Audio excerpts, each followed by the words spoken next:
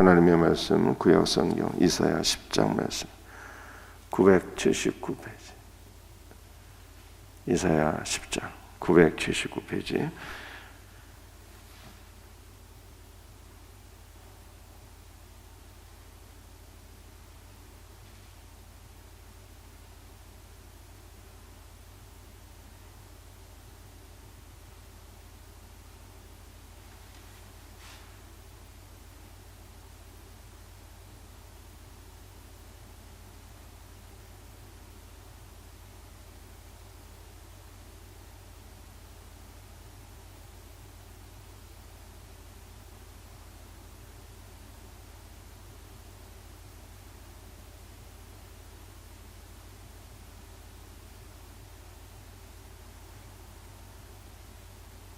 제11장 제3편 다윗이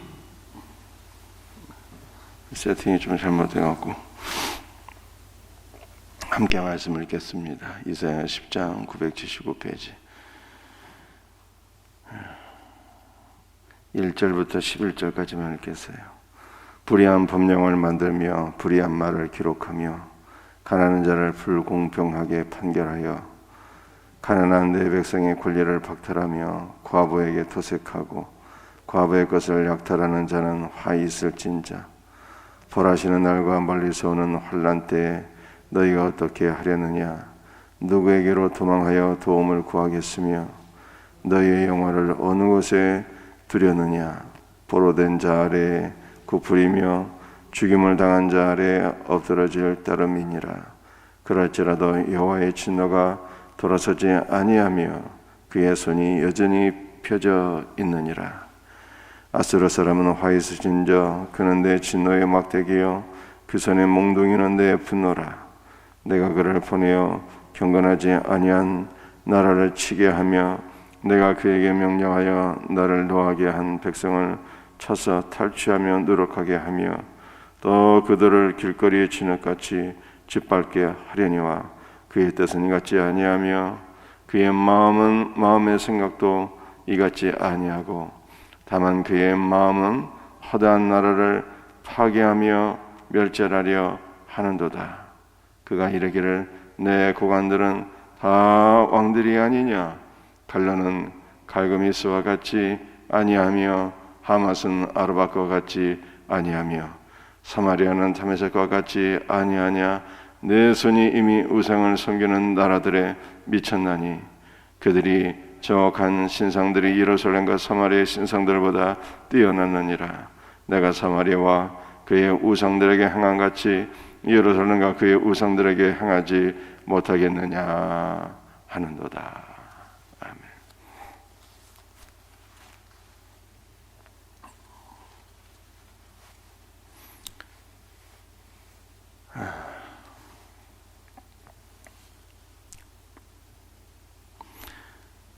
우리가 1절, 2절 말씀은 이스라엘의 지도자들을 책망하는 말씀이죠.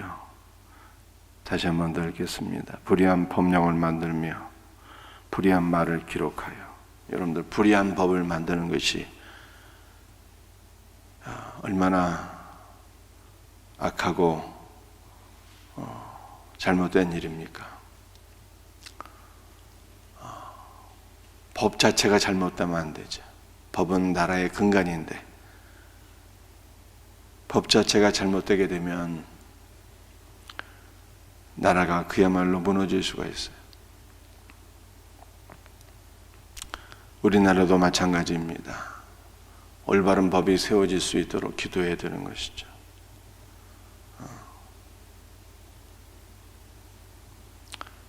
큰 문제가 되었던 것이 있었는데 차별금지법.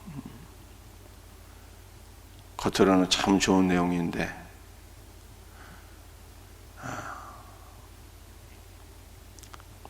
이것이 사실은 반성경적이고 또 어떻게 보면은 동성애자를 보호하는 것이 아니라 동성애를 촉진시키는 악한 법인데 다행히도 이번 국회에서 통과되지 못하였습니다. 대선을 앞두고 있기 때문에 한국교회는 눈치 보고 이 차별금지법이 국회에 통과되지 못하게 되었죠. 참으로 다양한 일인데, 그러나 대선 이후에 또 어떻게 될지 모르겠어요.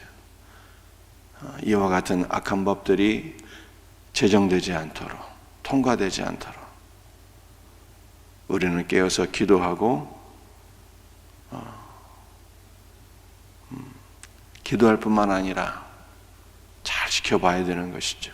정치인들을 잘 지켜봐야 돼요. 정치인들이 잘못된 길을 가지 못하도록 그렇게 우리가 관심을 갖고 지켜보고 사실은 경고도 해야 되는 것이고, 그리고 하나님 앞에 기도해야 되는 것입니다. 2절 말씀이죠. 가난한 자를 불공평하게 판결하여 가난한 내 백성의 권리를 박탈하며 과부에게 토색하고 고아의 것을 약탈한 자는 화 있을진저. 1절은 불의한 법을 제정하는 것이 잘못된 일이고, 2절은 가난한 자를 잘못되었다, 가난한 자를 악하다 판결하고 또한 그들의 것을 탈취하는 것이 잘못된 일이고 이것이 죄다라고 하는 것을 말씀하고 있어요. 여러분들, 우리가 가난하다고 해서 불공정한 판결을 받는 것은 잘못된 일이죠. 무전유죄가 되어서는 안 되는 것입니다. 또 가난한 자는 국가에서 돌보아주고 보호해주고 살 수 있도록 길을 열어주는 것이 옳은 일인데, 이 가난한 자들의 것을 빼앗고 탈취하고 한다면은 이것이 얼마나 불의한 일이겠습니까? 이 불의한 일들을 행한 지도자들을 책망하는 거예요.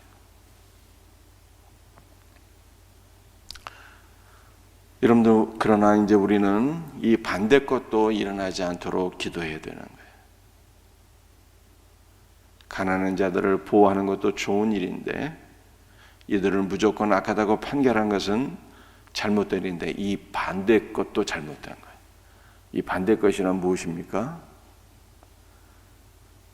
돈 있는 부자들은 무조건 잘못된 것으로 판단하는 거예요.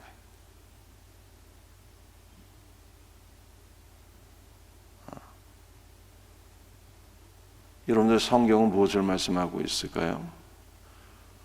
부자를 악하다고 말씀하고 있잖아요. 가난한 자를 악하다고 말씀하고 있잖아요.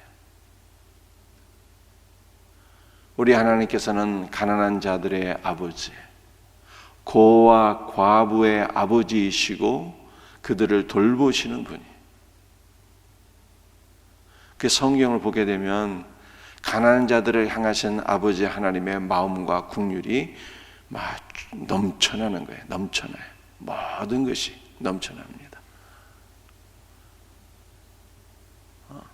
그러나 성경은요, 부자를 악으로 규정하고 있지 않아요. 믿음의 조상들 아브라함과 이삭과 야곱을 보게 되면 그들은 영적인 부자임과 동시에 물질의 복도 다 받은 사람들이었어요. 욥도 족장시대의 사람이었는데 욥이 얼마나 물질이 많은 거부였습니까? 동방에서 가장 큰 자였다라고 성경이 말씀하고 있습니다. 그러나 여러분들, 우리가 현대를 보게 되면요, 가난한 사람을 무시합니다. 그죠? 가난한 사람 무시해요. 심지어는 교회 안에서도 가난한 사람은 인정받기 어렵다는 말들을 해요. 잘못된 거죠. 교회 안에서 가난한 사람들이 인정받는 교회, 사랑받는 교회, 이런 교회가 돼야 돼. 그러나 부자를 또한 악으로 규정하면 안 돼요. 여러분도 공산주의의 잘못이 뭐겠어요? 공산주의. 자본주의를 악으로 규정하는 거예요. 자본주의를. 부자는 제거 대상이에요. 제거 대상.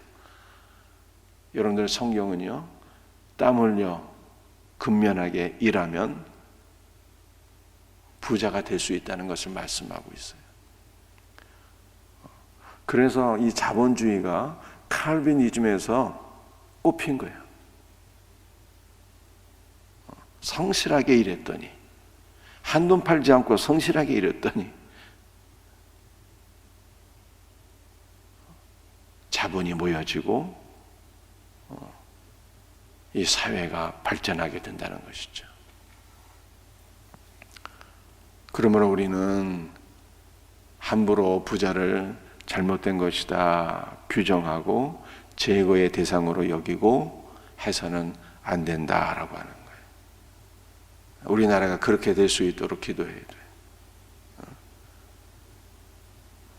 여러분들 재벌들은 제거 대상이 아닌 거예요. 제거 대상이.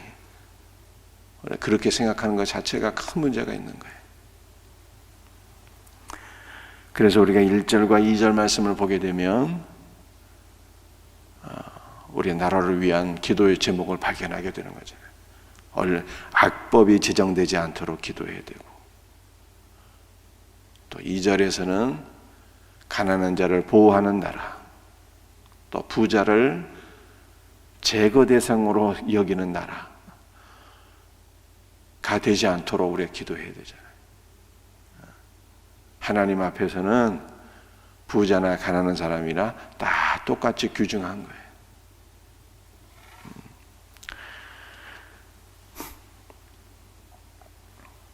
3절 한번 보실까요? 3절.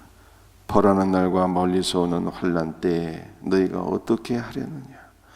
누구에게로 도망하여 도움을 구하겠으며 너희의 영화를 어느 곳에 두려느냐? 여러분들 3절 말씀은 지도자들에 대한 심판이잖아요. 악법을 제정하고 가난한 자들을 불의하다 판결하고 그들의 것을 강탈한 자들 하나님께서 3절에 벌하시겠다 이렇게 말씀하고 있어요. 너희가 하나님 앞에 벌을 받고 환난을 당하리니 누가 너희를 도울 수 있겠느냐라고 하는 말씀이 3절이에요.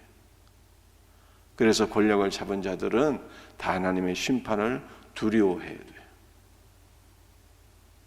여러분들 우리나라를 위해서 참으로 기도해야 되죠. 나라의 지도자들을 위해서. 이렇게 불행한 지도자들을 둔 나라가 또 어디 있겠어요? 박정희 전 대통령은 총탄에 맞아 서거하고 그 다음 대통령들 다 감옥 가고 거의 다 돌아가셨어요. 이제 전두환, 노태우 이분들 다 서거했죠. 이명박, 박근혜 다 감옥에 가 있고 이제 간신히 한 명 박근혜 전 대통령은 이제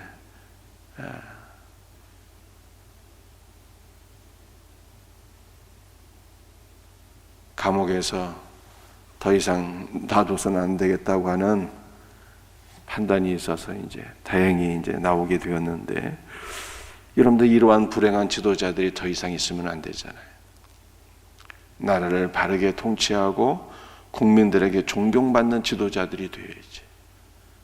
우리나라의 지도자들이 정말로 심판받지 않고 더 이상 감옥 가지 않고 죽지 않고 자살하지 않고, 한 명은 또 자살했잖아요. 이런 비극적인 대통령 더 이상 나오지 않고 다 국민들에게 사랑과 존경을 받는 지도자들이 될 수 있도록 우리가 기도해야죠.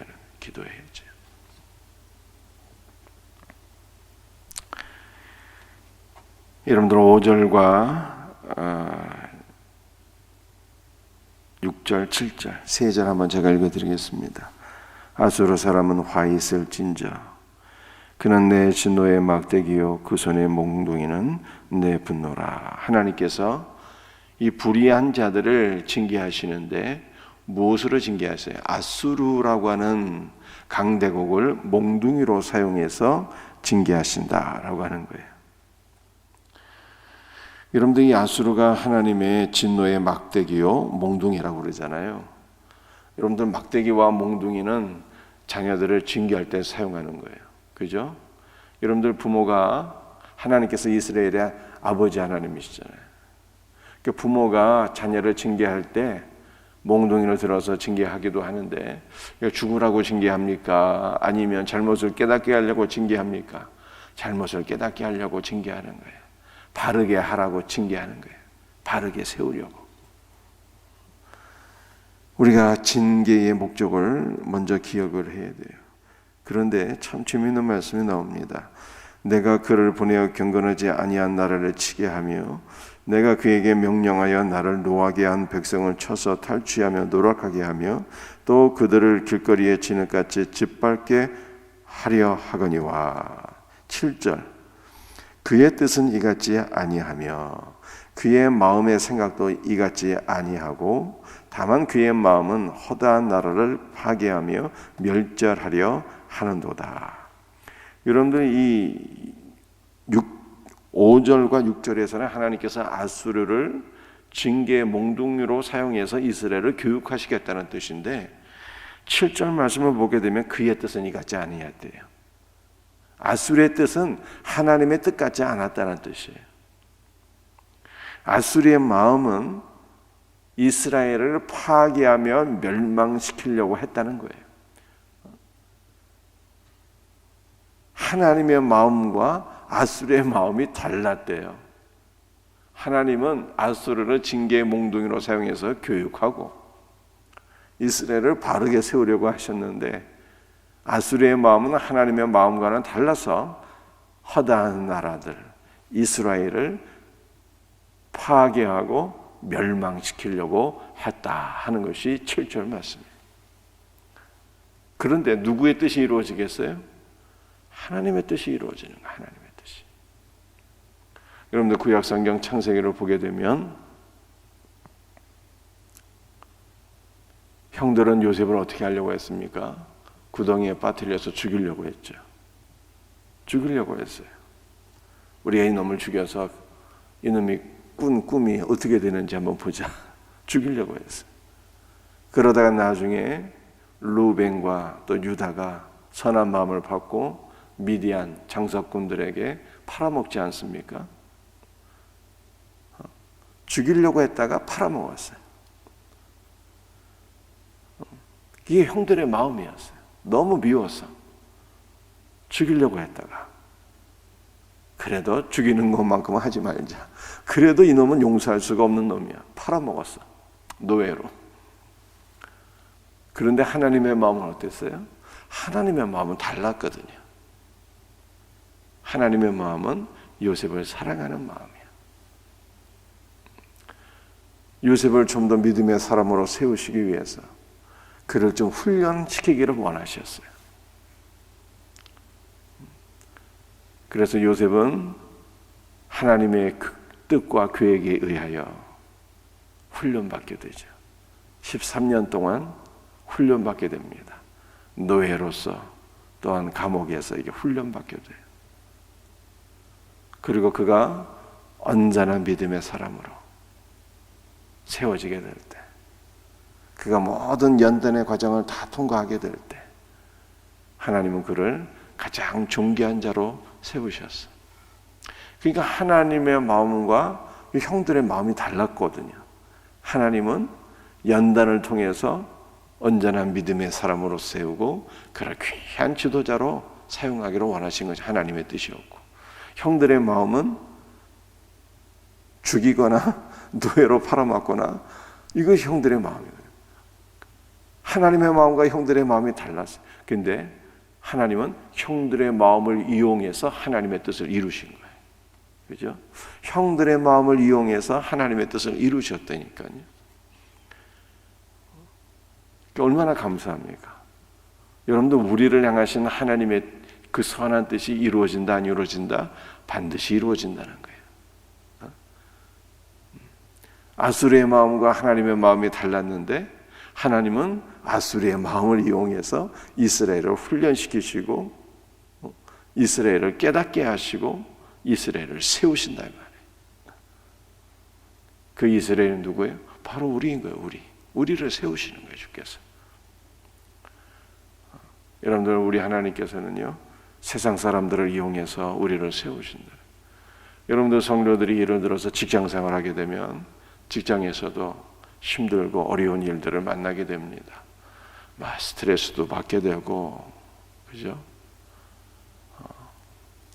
힘들고 어려운 일들을 만나게 돼요. 그런데 직장에서 우리를 힘들게 하는 사람들, 우리를 미워하잖아요. 근데 하나님께서는 이러한 사람들을 다 이용하셔서 하나님의 선하신 뜻을 이루신다니까요. 우리를 더욱더 하나님을 바라보게 하시고 의지하게 하시고 겸손하게 하시고 우리를 온전한 믿음의 사람으로 세우시고 마침내는 선한 길로 인도하시고 은혜와 복을 주시는 거예요. 그 얼마나 감사합니까? 우리를 괴롭히는 모든 것들을 통해서 하나님의 뜻을 이루시니, 선하신 하나님의 뜻을 이루시니 얼마나 감사해요. 그러므로 우리는 하나님의 선하신 뜻이 늘 이루어지게 하옵소서, 이렇게 기도해야 되는 거예요. 그러니까 주님 그렇게 기도하고 가르쳐 주셨어요. 하늘에 계신 우리 아버지여, 이름이 거룩히 여김을 받으시오며 뜻이 하늘에서 이루어진 것 같이 땅에서도 이루어지이다 라고 기도하라고 가르쳐 주셨죠. 그러니까 우리는 어리석게 늘 나의 뜻만 주장하지 말고 아버지의 뜻이 이루어지게 하옵소서, 주님의 뜻이 이루어지게 하옵소서, 이렇게 기도해야 돼요. 그러니까 우리는 하나님의 선하신 뜻을 신뢰하라고 제가 얘기했잖아요. 하나님 우리를 사랑하신다니까요. 하나님의 선하심을 신뢰하고 하나님의 뜻이 이루어질 수 있도록 그렇게 기도해야 돼요. 이와 같은 은혜가 있기를 주 예수의 이름으로 축복합니다. 기도하겠어요. 아버지 하나님, 오늘 주신 말씀을 붙잡고 간절히 기도합니다.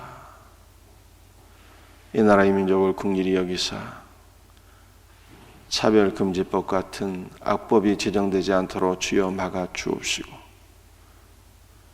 이 나라의 민족은 가난한 자도 인정받는 나라가 되게 하시고 부자도 인정받는 나라가 되게 하여 주옵소서. 우리 생명샘교회가 부한 자나 가난한 자나 모두 다 그리스도 예수 안에서 서로 사랑하며 살아갈 수 있도록 은총을 베풀어 주시옵기를 간절히 기도합니다. 아버지 하나님, 대한민국을 특별히 긍휼히 여기사 나라의 대통령들이 더 이상 총에 맞아 죽거나 자살해 죽거나 감옥 가는 불행한 역사가 없게 하여 주옵시고, 모든 지도자들이 국민들의 사랑과 존경을 받는 복된 나라가 될 수 있도록 주 예수여 은혜를 베풀어 주시옵기를 간절히 기도합니다. 주님, 하나님의 뜻과 인간의 뜻은 상충하고 서로 맞지 아니하나 하나님의 뜻이 이루어진다고 이사야 10장은 말씀하고 있사오니 우리를 향하신 아버지의 뜻이 이루어지기를 간절히 소원합니다. 주 예수여, 아버지의 뜻이 우리에게 이루어지게 하옵소서. 뜻이 하늘에서 이루어진 것처럼 땅에서도 이루어지기를 간절히 소원합니다. 주님, 은혜와 복을 주시옵소서.